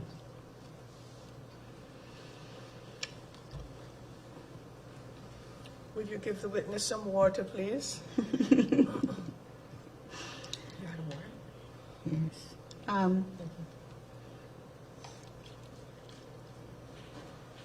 Have your So if I were in my grandparents' place, I would have appreciated the bathroom, the addition of the bathroom, and the running water.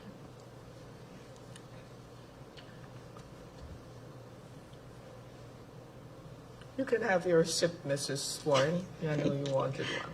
Thank you.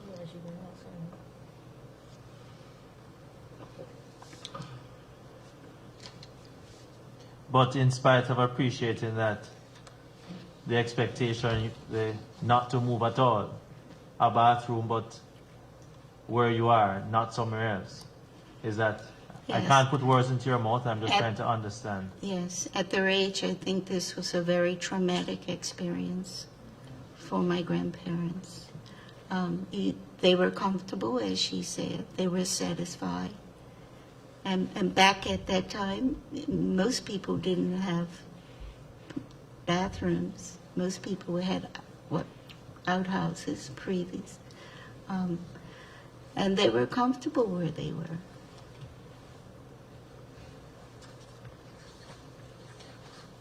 Thank you, Mrs. Warren. Thank you, Dr. Warren. Madam Chair, I have no further questions. I'm not certain whether counsel from the AG's department, chambers, Mr. Simmons, has any. No, I don't. I don't have any. No questions, Mr. I have no Simmons? questions for this witness. Commissioners, any questions? Go ahead, please, Ms. Ford. Morning, Mrs. Warren. How are you? I have just one question. In a previous report given by one of our historians, it was indicated that people were given 10 days to vacate their premises. And I had said that man's home is his castle. I was just wondering, considering your grandparents in particular, your grandfather's physical condition. Yes. I was wondering if you are, or if you know whether or not he was one of the persons that was given 10 days to vacate his property. Was he put in a barracks first, or was he just relocated to Texas Road? I don't have that detail. I think that might have been Eugenie, Ms. Fogo-Simons, that may have given you that information, but my grandparents were her great-grandparents. But I don't have that information. Believe it or not, my father and my mother were actually living with my grandparents at the time. They had been recently married. But my father never ever spoke about The other question I this have, information. the other question, I'm sorry, is hearing that your grandparents had lime trees, grape trees, bananas, so they were actually able to live off of their land. Yes. And so the land that they were relocated, did it not have those did it have the grounds for them to live off, or the gardens where they could live off of their land, or not? From the documents that I have here, the land itself was a little larger than what they had previously. The acreage was 0.26 of the new property, and their property was 0.20, so they did have land. I don't,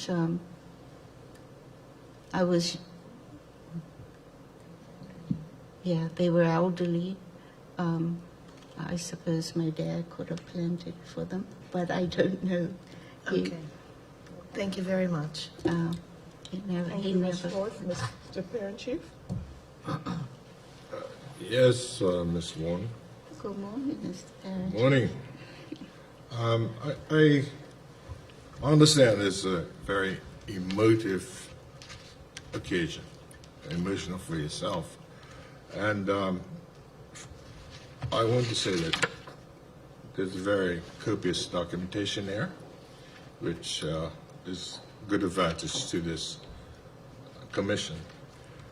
I noticed in the handwritten notes on MW 10, the hearing of the 6th of October, 1941.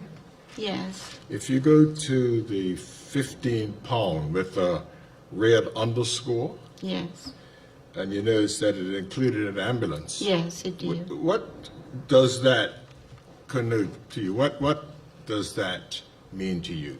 It means that my grandfather would have needed an ambulance to transport him. To be transported? Yes, because he was wheelchair bound, as far as I know. That leads to a question. You say your parents lived with your grandparents? Yes, for a Yes, few years. For a few years. Would they have indicated to you how the family was able to sustain itself after the relocation? Do you have any recollection of that? No. I did ask some questions when I realized how important this situation was in their lives. My father, I was not able to talk with. By the time I realized the importance of this situation, my father died young, at 51, in 1967. And my mom,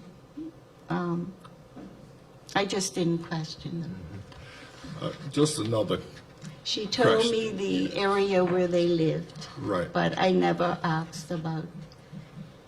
Right, just to the follow situ- on, who occupied the new house after your parents passed? That's just a question I'd like to ask.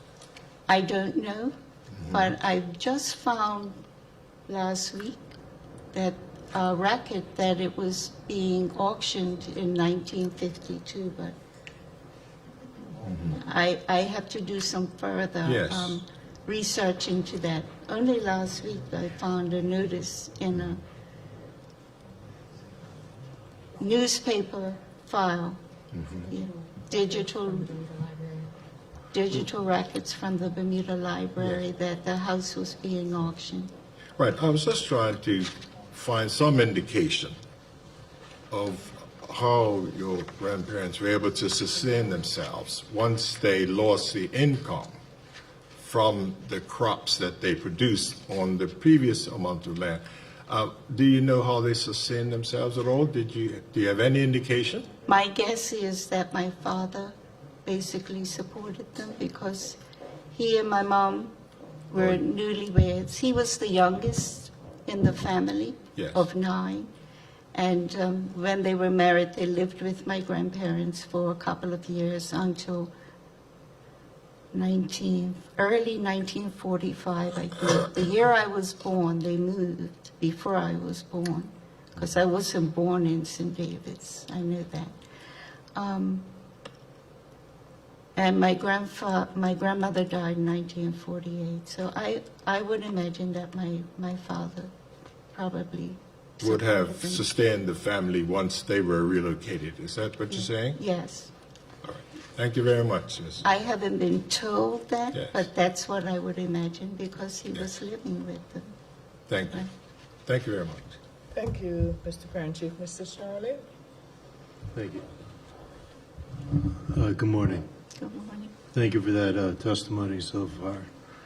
I just wanted to clarify a few things in my mind. Yes. So the new house that they went to in Texas, did they have to pay a loan on that, or was that just like a straight gift?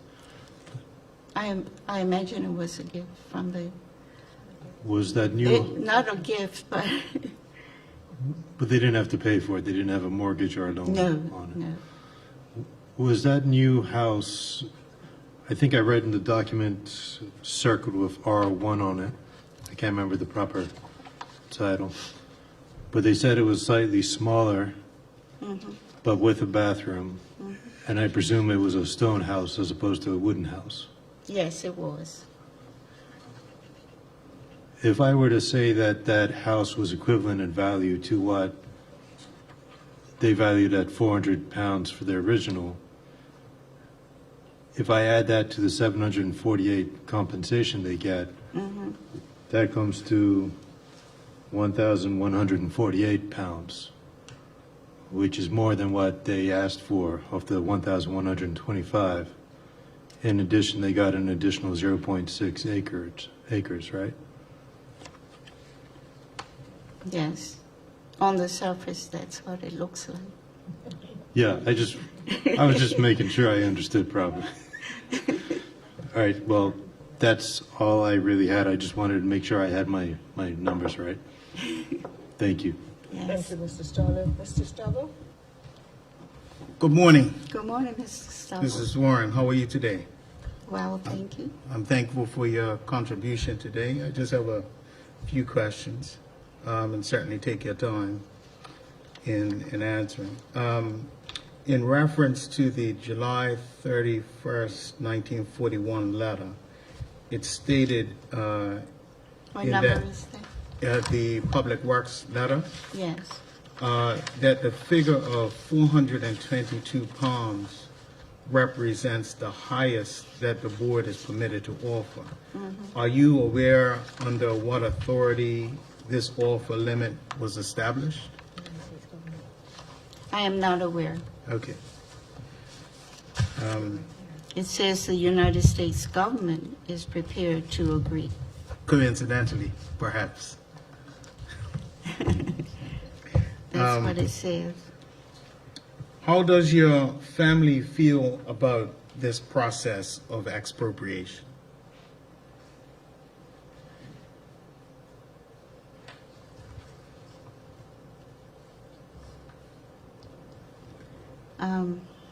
We haven't had I haven't had a big discussion. Would you like my daughter to speak to that? Can she speak? I have 2 daughters in the house. I don't have a problem with that, but they may have to be sworn in. I was particularly referring to your siblings, your aunts and uncles. Sort of, what have you been able to garner a sense of through the years?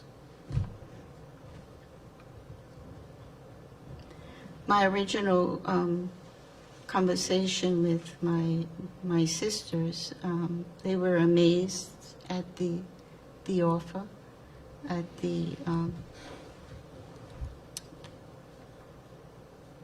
that they would even consider making such a low offer to our grandparents. So if I may, and I'm not trying to testify for you at all, but it appears that there was more unspoken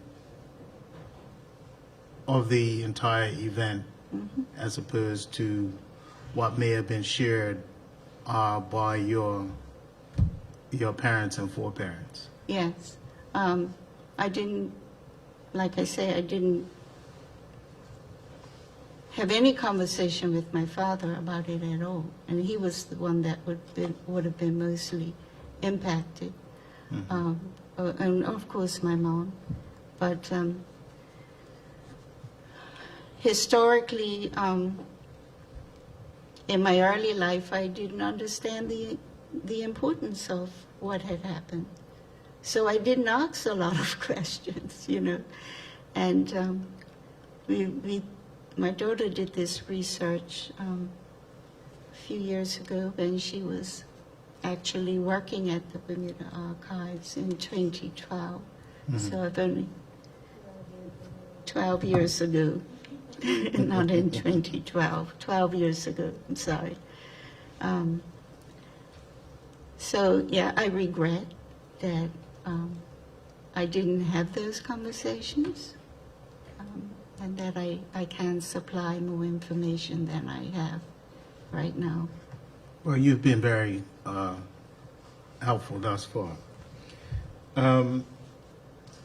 Getting back to the offer, considering the initial offer by the U.S. government to your grandparents, in your experience, are you, and I guess that this is a more global or broader question, from a community aspect, in your experience, are you aware of how other families receive those offers? I'm not aware. Okay. In your experience, or perhaps in this journey of research, did many St. David's Islanders resist these offers, such as your grandparents? I'm not aware of that either. Okay. I don't know who resisted. I have a copy of my grandmother's letter, as you see, because that's what we were focusing on, but I haven't researched others. Understood. The only reason I ask that is because sometimes things are of legend. Yes. And there's certainly, it's been said that there is always an element of truth in legend. So that's why I sort of asked you that question. There might be more references in Dr. High's book. Yes. I haven't read the whole book. I also am aware of the fact that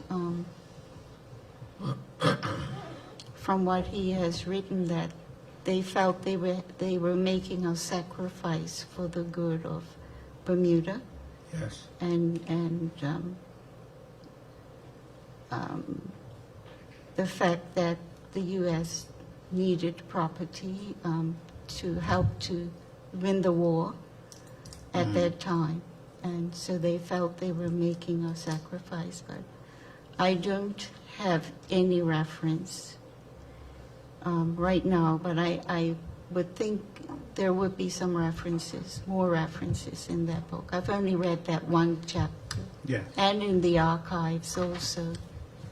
I was a bit curious as to why he referenced my grandmother's letter in his book. And I thought maybe because it was unique But that bears further research. Yes. So thank you for that question. And sort of an extension of that, how were your grandparents viewed within the St. David's community when they undertook their challenge to expropriation? I guess you sort of answered that, but what, as time has marched on, how would you be able to say what their standing was?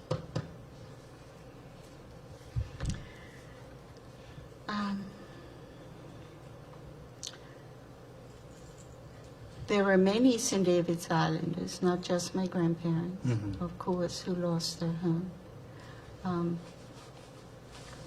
As far as I know, my grandparents were respected in the St. David's community.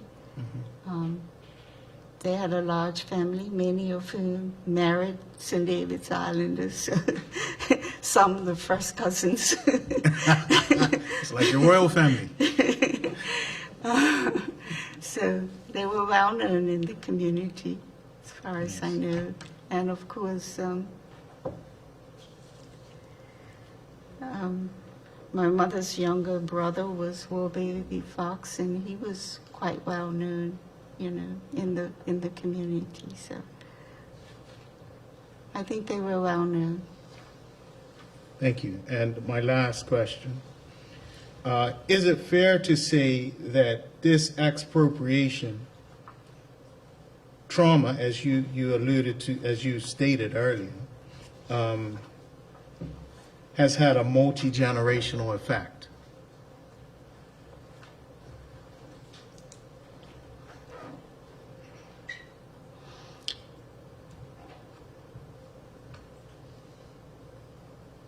In that it affected my grandparents, and I'm almost sure because of the fact that my father never, ever discussed it, that it must have had a tremendous effect upon him also. And the first time I read my grandmother's letter, I cried. And every time I read it, I try not to, but I cry. So it's had that effect on me, even though, I mean, I don't remember my grandmother. I was born in 45 and she died in 48. So I was a toddler when she died. And I didn't know my grandparents. So, but I guess I internalized just how they must have felt to leave that home, despite the fact they were going to a stone house with a bathroom.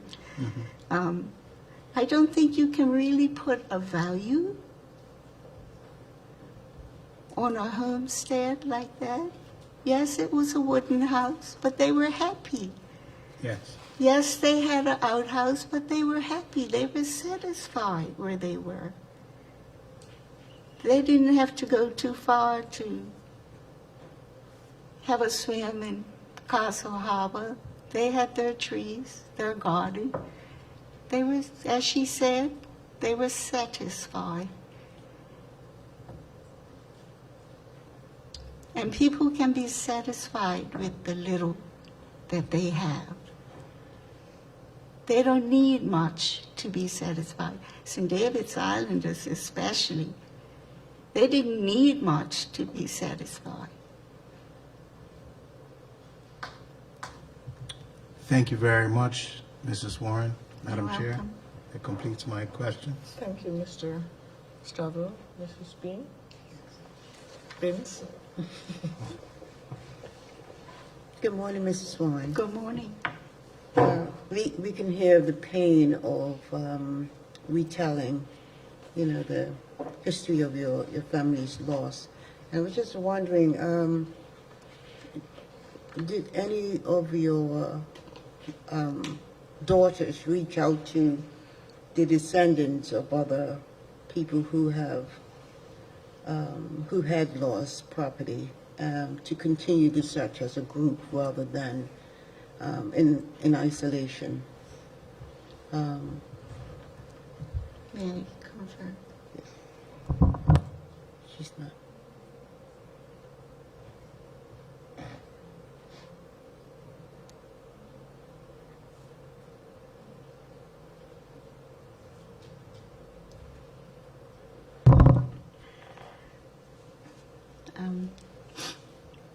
My daughter started researching the Tuckerstown situation at first, and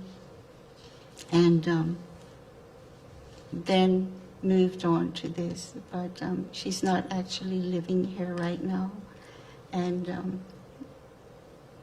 her present job is very research oriented, so she hasn't had the time to do that right now. But it's something that I think could be done and needs to be done. And it's something I would like to continue myself. And my other daughter who's here will help me. Well, thank you for your contribution this morning You're to welcome. this cause. You're welcome. Thank you. Council, anything arising from? Just one thing, Madam Chair. Mrs. Warren, well, through you, but I ask you to provide the answer, seeing that you are sworn. You had indicated that Dr. Warren, your daughter, some 12 years ago, had done some research. How do you feel, Mrs. Warren, that this commission of inquiry has been set up vis-a-vis the research that had been done 12 years ago by your daughter? Do you understand the question? I think so. How do I feel? That there's a commission of inquiry? Yes. I think it's necessary. I think it's important that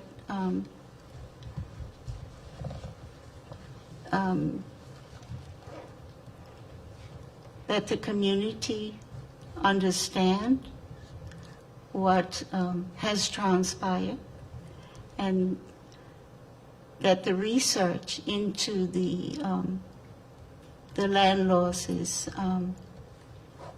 be thorough, and that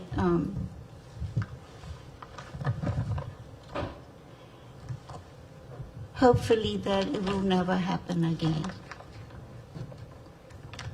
When people understand the impact, when you're living so far from the actual event, even I can't completely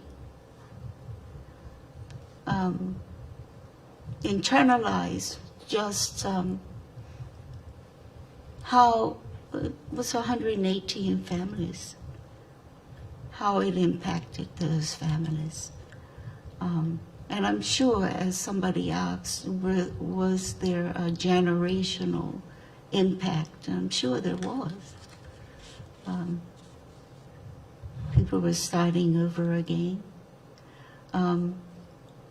So I think it's important. I appreciate that the commission has been started, has been set up to investigate. And hopefully this won't happen again. Okay, thank you very much. You're welcome. I have nothing further, Madam Chair. That is it. Thank you, Mrs. Warren, and thank you for assisting your mom. And that's the end of your evidence. We'll adjourn now until the afternoon. Thank We'll you. resume at 1:30. Thank you. You're welcome. I believe we had a Dr. Bradshaw